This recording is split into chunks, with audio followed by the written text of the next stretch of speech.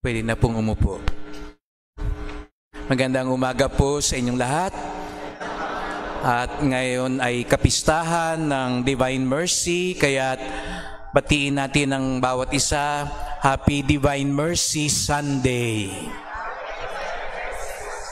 At tayo'y patuloy na nagsasaya dahil sa muling pagkabuhay ng Panginoon, at tayo rin ay tinatawag natin mga anak ng liwanag sapagkat ito ang biyaya na ipinagkaloob sa atin ng Panginoon.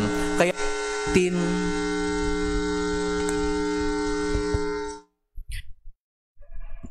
ang Panginoon ng isang masigabong palakpakan.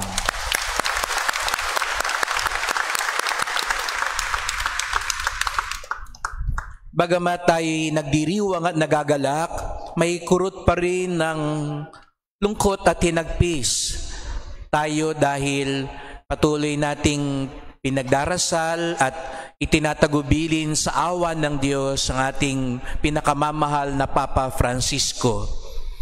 Isama pa rin natin siya sa misang ito na siya'y yakapin, salubungin ng maawaing Diyos na kanyang minahal, pinaglingkuran at ipinahayag buong buhay. At napakaganda po, no? Katulad ni San Juan Pablo Ikalawa na may debosyon sa Divine Mercy, si Papa Francisco na walang bukang bibig kung hindi ang awa ng Diyos ay inihimlay sa bisperas ng kapistahan ng mabathalang awa ng Diyos. Tunay nga pong hindi mapapantayan ang awa ng Diyos, lalo na sa mga nagtitiwala at kumakapit dito. Kaya't ito yung ating ipagdasal sa araw na ito. Siguro sabihin natin, deboto ako ng Divine Mercy. Iba naman sabihin, deboto ako ng Nazareno. Deboto ako ng Sacred Heart. Wag kayo mag-alala, pare-pareho lang po yan. Dahil yan ay lahat ang ating Panginoong Jesucristo. Minsan tayo lang ang pinagsasabong natin parang mahal na birhen, no? Ako'y sa Manawag, ako'y sa Orani, ako'y sa Antipolo, no? Ako'y sa Peña Francia, pero lahat naman po yan ay pareho din po. Mahal na ina rin po yan, at sa atin namang Panginoon, ito ay si Jesucristo. At alam natin, kaya nga't patuloy nating pinagdiriwang ang muling pagkabuhay, ito ang tugatog sa mga himala ng Panginoon. Kung meron man tayong iraranggo na pinaka mataas na kapangyarihan ng Panginoon, walang tatalo sa muling pagkabuhay. Meron siyang mga bulag na pinakita, mga pilay na pinalakad, mga pipi na pinagsalita, nagparami siya ng tinapay, pero walang tutumbas sa muling pagkabuhay. At yun ang ating pinangahawakan. Dahil muli siyang nabuhay, tayo rin muling mabubuhay. Kaya nga't bagamat may lungkot sa kamatayan ni Papa Francisco, dahil tayo ay mga Kristiyano, mga deboto ng Divine Mercy, alam natin, hindi kamatayan ang huling yugto. Kaya nga maging si Papa Francisco, puno ng pag-asa sa awa ng Diyos, sapagkat alam niya, ang awang iyan ang bubuhay sa kanyang maguli, ang maghahatid sa kanya sa buhay na walang hanggan. Pero ano nga ba ibig sabihin para maging deboto ng Divine Mercy? Anong ibig sabihin kapag meron tayong larawan ng Divine Mercy sa ating tahanan? Nagdadasal tayo ng 3 o'clock prayer, meron tayong chaplet, meron tayong prayer book, meron tayong medalyon. Pero ano pa yung mas malalim na pakahulugan ng debosyon sa mabathala at dakilang awa ng Diyos? Kanina sabi ko po, ang muling pagkabuhay, ang pinaka makapangyarihan sa lahat ng himala ni Jesus. Pero mga kapatid, kung napansin niyo po nitong mga nakalipas na araw hanggang sa Ebanghelyo ngayon, pag nagpapakitang muli ang Panginoong muling nabuhay, may napansin ba kayo? Ano yung pinapakita niya sa mga alagad niya? Kunyari sa Ebanghelyo ngayon, ano yung pinakita niya sa mga alagad niya? Ano yung pinakita niya kay Tomas? Yung kanyang sugat. Hindi ba kayo nagtaka? Nagawa na ng Panginoon ang lahat ng himala, lalo na ang muling pagkabuhay. Pero bakit hindi inalis yung mga sugat? Tayo nga, di ba? Pag nagkasugat kayo, naalala ko dati, nung ako'y bata dito, nakikita ko yung ibang mga pinsang ko, kung ano-ano mga pinapahid. Kasi ayaw nilang magpeklat. Ayaw nilang matira yung sugat. Di ba? Ngayon nga ho, number 1 business ang beauty. Kasi kung ano-ano mga, no, ipapahid nyo, ihuhugas nyo, ilalanggas nyo, papatong nyo, matutulog na lang kayo, may mga nakapatong pa dyan. No? Ang gusto natin, mabura lahat yan. Isa nga akong kaibigan, taga Maynila, nung nakita ko, Father, ano nangyari sa'yo sa Bataan? Umitim ka yata ito. Padadalang kita ng sabon para pumuti ka. No? Bumalik yung puti mo.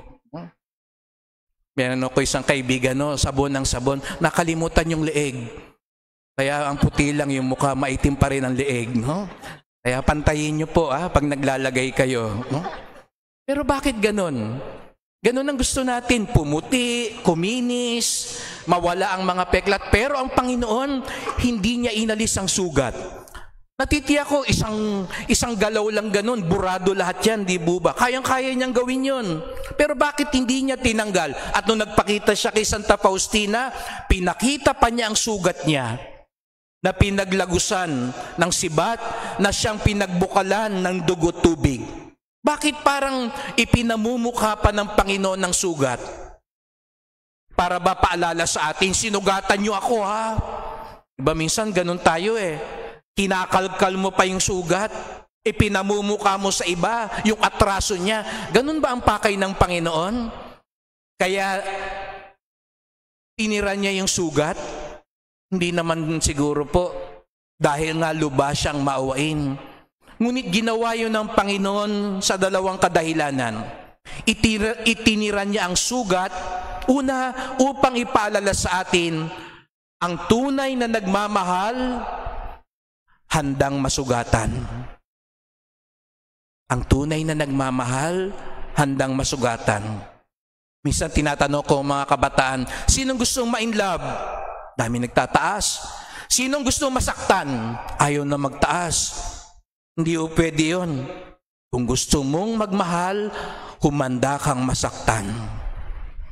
Dahil ang tunay na nagmamahal, darating ang panahon, susubukin ang pagmamahal mo at masasaktan ka. Kaya nga siguro marami ng ibang takot na mag-asawa. Marami po akong kilala. Gusto na lang, trabaho na lang. Gusto na nga iba nga, aso na lang Gusto na iba, no? Magkaanak lang pero ayaw mag-asawa. Takot na takot mag-asawa. At iba rin naman, takot na rin magkaanak kasi natatakot sila. Baka mahalin ko ng mahalin yan, iwan din ako. Palakihin ko yan, alagaan ko yan, wala namang utang na loob.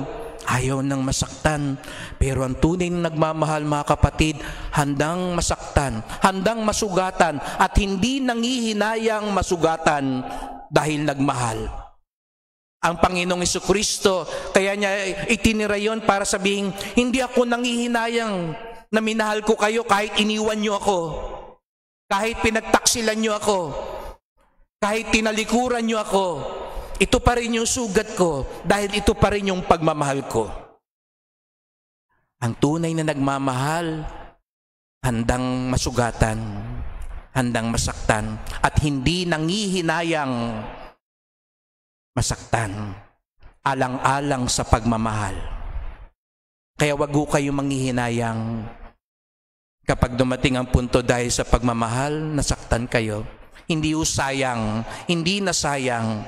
Dahil ang tunay na sukatan ng pagmamahal, hindi yung sukli ng minahal mo, kung hindi yung pagmamahal sa puso mo. Ulitin ko po, ang tunay na sukatan ng pagmamahal, hindi yung sukli ng minahal mo, kung hindi kung gaano ka tunay na nagmahal. At ikalawa, hindi lang natatakot o hindi nangihinayang masaktan. Ang tunay na nagmahal, kapag nasaktan, lalong nagmamahal. Yun yung ikalawang aral. Ang tunay na nagmamahal, kapag nasaktan, lalong nagmamahal. Ang mundo baliktad, di ba? Nagmamahal ka, pag nasaktan ka na, ibang usapan na.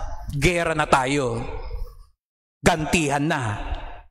Galit na. Pero ang Panginoon, anong pinakita niya? Pagpasok pa lang sa silid, hindi pa nagsisisi ang mga alagad. Yung mga alagad na sinaktan siya, iniwan siya. Ano ang bati ng Panginoon? Sumainyo ang kapayapaan. Yun ang awa ng Diyos. Ang awa ay yung pagmamahal ng nasaktan. Yun ang awa. Nasaktan ka na, pero lalo kang nagmamahal. Lalo kang nagpapatawad, lalo kang umaabot.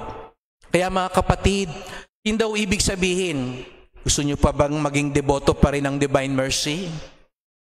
Gusto nyo pa rin ba na ang Panginoon ang siyang ating tunay na susundan? Sapagkat kung opo ang sagot natin, tandaan natin ang dalawang bagay na ito na ipinakita ng Panginoon, lalo na sa kapistahang ito. Ang tunay na nagmamahal, handang masaktan. Hindi nangihinayang kapag siya'y nasugatan. At ikalawa, ang tunay na nagmamahal, kapag nasugatan, lalong nagmamahal. Sapagkat yun ang ibig sabihin ng awa ng Diyos. At tayo nagpapasalamat sapagkat ganun ang Diyos sa atin.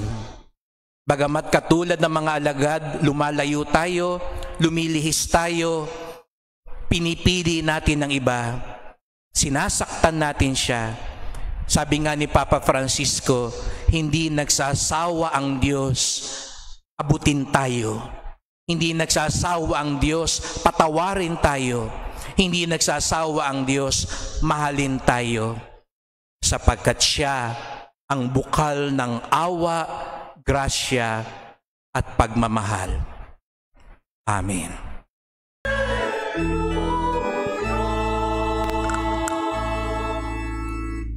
Sumainyo ang Panginoon. Ang mabuting balita ng Panginoon ayon kay San Juan.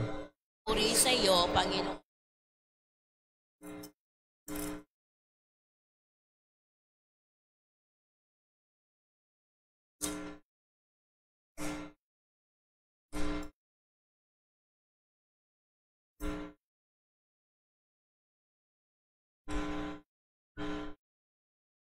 Kinagabihan ng linggo ding iyon, ang mga alagad ay nagkakatipon.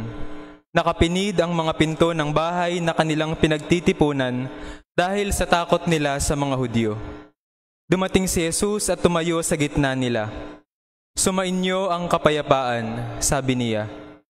Pagkasabi nito, ipinakita niya ang kanyang mga kamay at ang kanyang tagiliran. Tuwang-tuwa ang mga alagad nang makita ang Panginoon. Sinabi na naman ni Jesus, sumainyo ang kapayapaan. Kung paanong sinugo ako ng Ama, gayon din naman sinusugo ko kayo. Pagkatapos, sila'y hiningahan niya at sinabi, tanggapin ninyo ang Espiritu Santo. Ang patawarin ninyo sa kanilang mga kasalanan ay pinatawad na nga. Ang hindi ninyo patawarin ay hindi nga pinatawad. Ngunit si Tomas na tinaguriang kambal, isa sa 12, ay wala roon nang dumating si Jesus. Kaya't sinabi sa kanya ng ibang alagad, nakita namin ang Panginoon.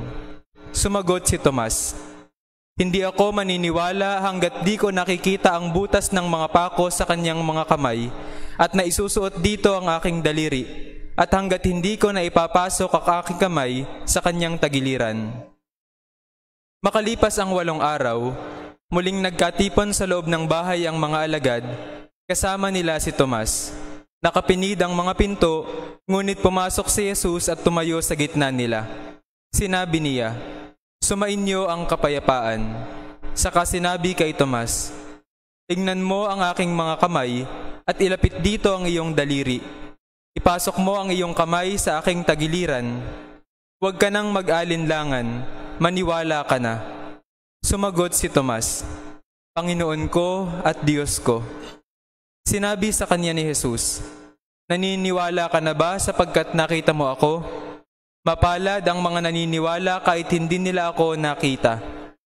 Marami pang kababalaghang ginawa si Jesus na nasaksihan ng mga alagad, ngunit hindi nakatala sa aklat na ito. Ang mga natala rito ay sinulat upang sumampalataya kayong si Jesus ay Mesiyas, ang anak ng Diyos, at sa gayoy magkaroon ng buhay sa pamamagitan niya. Ang mabuting balita ng Panginoon. Manatili pong nakatayo.